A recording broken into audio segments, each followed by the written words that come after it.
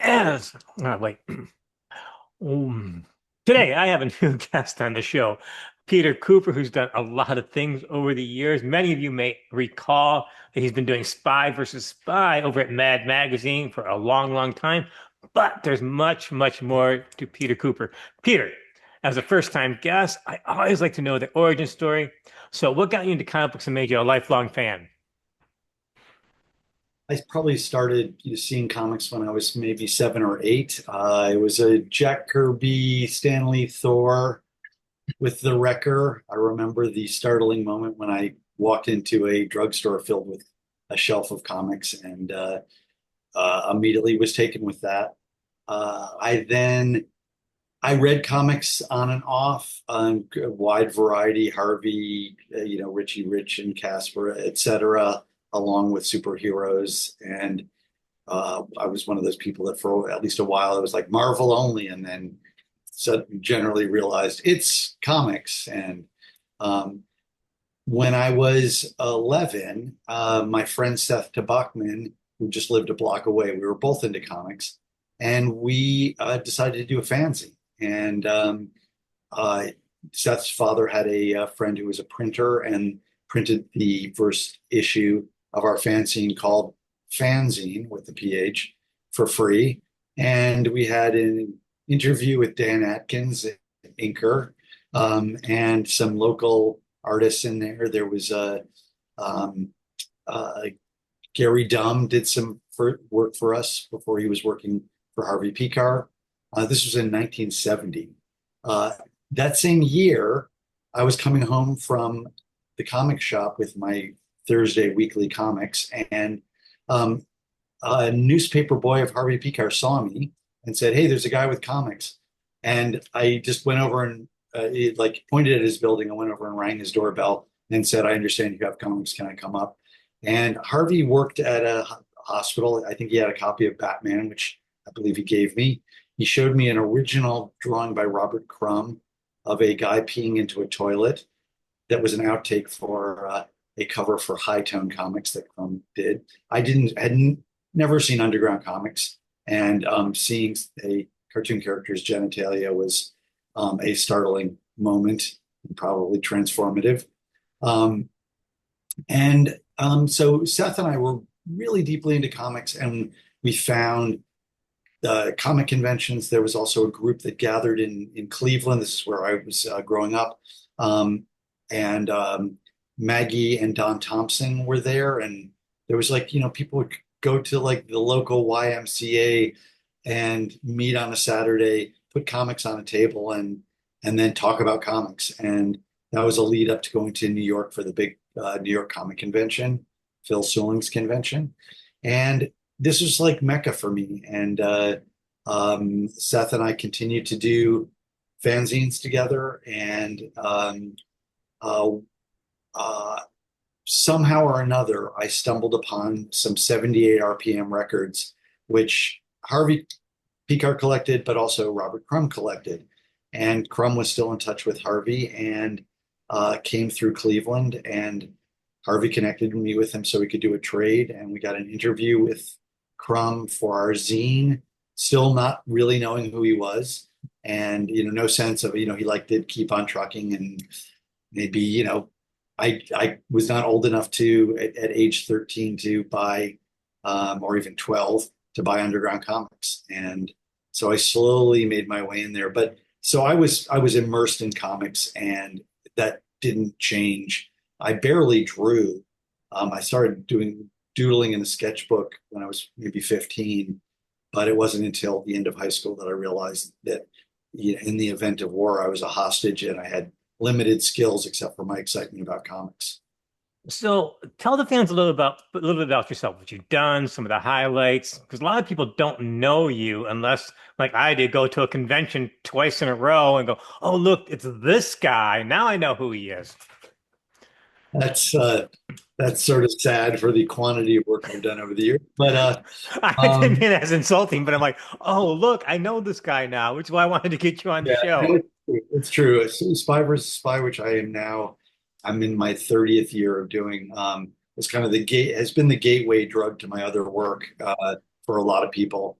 I let's see. Well, I started a magazine with Seth. We both moved to New York. We were both going to Pratt Institute. We started a magazine called World War III Illustrated, which is now in its 48th year, and I'm editing a new issue.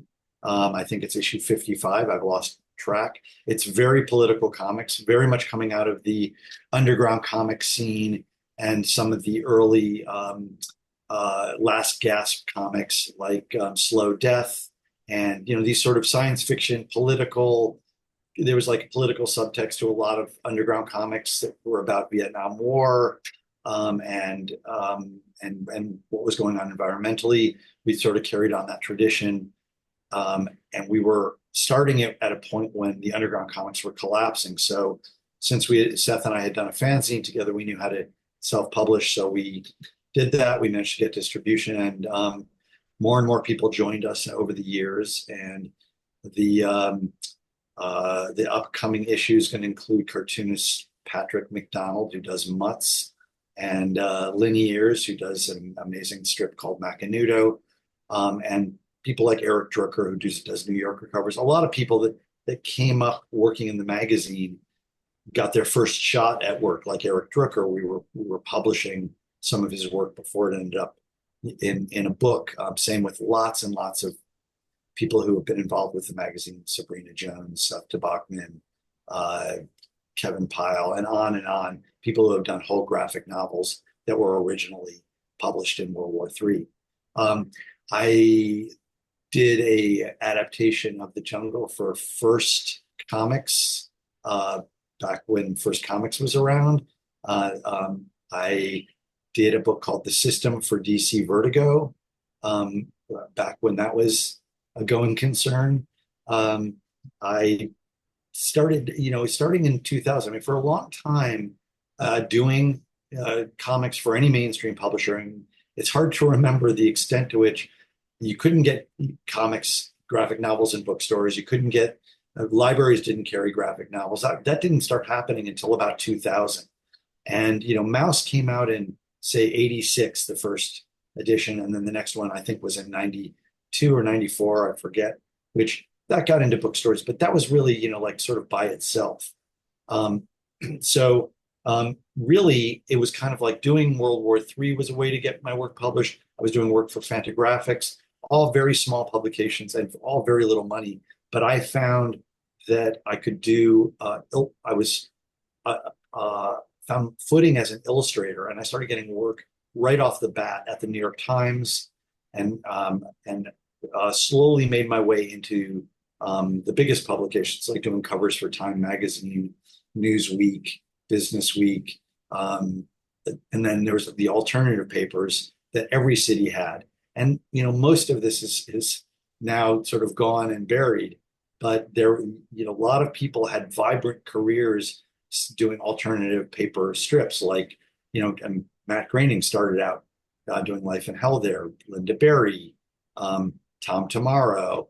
There was a whole series of papers that supported alternative comics, and I did one called Eye of the Beholder, which then became there. I have two books published there, and I worked with smaller publishers, and that let me do exactly what I wanted to do, and I sort of stayed on that train as much as possible. But then in around 2000, mainstream publishers started finding, like Pantheon, started finding a lot of interest in books that say Jimmy Corrigan by Chris Ware and Dan Klaus and Charles Burns, and a lot of the alternative people were starting to find mainstream publishers and mainstream audience. And around that same time, I did an adaptation of Kafka's Metamorphosis that was published by Random House, and I did that in 2002. A Chinese edition came out last year, and a Hungarian edition is coming out this year. It's still very much in print, and it was one of those toe in the water of mainstream publishing and getting into bookstores and libraries that helped things along. In 1996, Matt asked me if I wanted to try out for Spy versus Spy. And I'm sure we'll get into that more. But anyway, I just keep on doing the kinds of things that interest me. Most recently, I did a book called Insectopolis about the history of insects and the people who study them. I've done other Kafka adaptations, one in a collection called Kafkaesque. I also adapted Heart of Darkness, Joseph Conrad's book, and I have a mile high stack of various graphic novels I've done for all sorts of different publishers. So you had last year a book published by Fantagraphics Graphics was Wish We Weren't Here, which I actually reviewed as actually that's going up. You used a silent four-panel comic type spread to do your storytelling. How did that all come about? What are you trying to accomplish with that collection? So the comics that are in there, 5 or 6 years ago, um, Charlie Hebdo, the French magazine that's renowned for, in 2015, they were attacked by insane fundamentalists who machine gunned down, I think, 12 cartoonists and other members of their staff in Paris. Um, I sent them a comic, a wordless comic, environmentally based subject matter, and they said, "Hey, would you like to do this every week for us? We have a opening for an environmental cartoon." I don't speak French, so doing it as a wordless comic was perfect. It's four wordless panels that it was actually playing off a strip that I did that started in the New York Times called Eye of the Beholder. That was a 5 panel wordless comic, and it's one that I later then syndicated to alternative papers for a decade. So I had a lot of experience doing that. Of course, Spy versus Spy is a constant experience with that. The System was a book that was primarily wordless. I've been really, really interested in the idea of doing comics that don't have language barriers, that I'm able to communicate with anybody across the world through that form. It just seems like it's the kind of original cave painting approach to storytelling, and uh, and I'm very very interested, concerned, and dedicated to talking about what's going on in the environment and broadly political subject matter. So this was an opportunity for me to really dig in on that. And working for Charlie Hebdo every single week, I was producing a new strip. And so when I finished Insectopolis, what happens when you finish a graphic novel for a mainstream publisher is there's a year before it comes out before they release it. So I had this year, and I was, finishing a project like that, which took me 5 years. I immediately, had that panic moment of like, oh, what am I doing now? And that I realized that all these Charlie Hebdo strips would make a good collection, and the title "Wish We Weren't Here" seemed appropriate. So I assembled it, and I reconfigured the way it runs in Charlie Hebdo is as a vertical, 4 panels going down side of the page. I reconfigured it into a 4 panel box, and that each strip was actually based on an article I read. So something I might have read in the Guardian, New York Times, Washington Post about a environmental issue or related to AI or whatever, one disaster after another, basically. So unfortunately, I found myself having to keep up with the news when I don't necessarily want to stare into the abyss all the time, but I can't help myself. It's So like a train wreck sometimes, isn't it, Peter? it is, I mean, Without getting into too many different tangents, it's like, yeah. I'm going, wow, Peter, you have enough going on with a sequel right now in the last couple of years that you could actually do a sequel to this Well, I already, comic since, collection. that book was, say, 130 pages, I've probably done 300 strips. So it won't be, I could have a sequel pretty quickly, of course. And, a lot of things I'm talking about are coming to fruition or will in time. There it's in Wish We Weren't Here, this Fantagraphics collection, which is actually my latest book. It just came out right after Insectopolis. There I include the reference to the news story that I read. So you can get a little background, even though it's a wordless comic, you could read it as just the single wordless comic. I also give some background. So if you were curious about what the source material was, you could take an easy dig and find it. But sometimes it'll be like an article. In one case, I include an article talking about the urgency of climate change that scientists are waving their arms around in 2022. And then another article, probably also in the Times, that was pretty much saying the same thing. And so, like these, it's not like it was a false prediction. It's that they've been waving, scientists have been waving their arms around this and saying, look, it's going to get hotter every year, and that prediction has come true. And so, but part of my job is to translate this into something visual and in a way that can be both sometimes with humor, sometimes sort of straight up. There are a lot of transformations.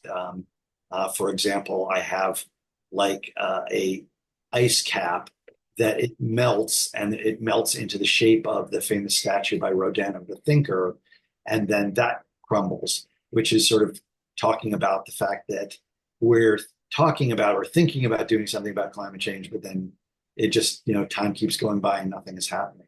So, that kind of visual transformation that I can explain potentially, and I'm always hoping it will move the dial, make somebody think about it and want to, I don't know, send a check to some organizations that's taking strong action. I want to go over to your book Insectopolis, which explores the insect world in a way that's kind of playful and philosophical. What made you do this? I'm curious. Just to get an idea, I think this is the French edition. Here's one of, this is the Italian edition.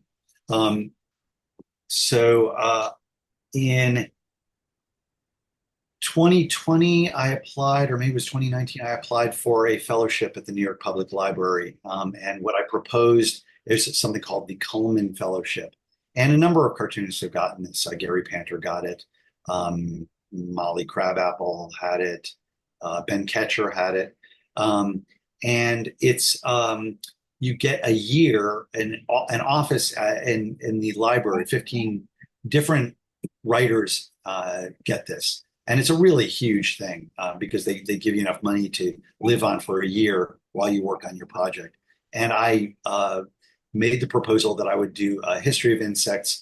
I'd read an article in the New York Times Magazine about the insect apocalypse that's going on, which is underway, where there was something called the windshield effect, where people in the old days, and I was one of those people when I was a kid, if you drove across country, your windshield would be just covered with insects, slamming into your window as you drove.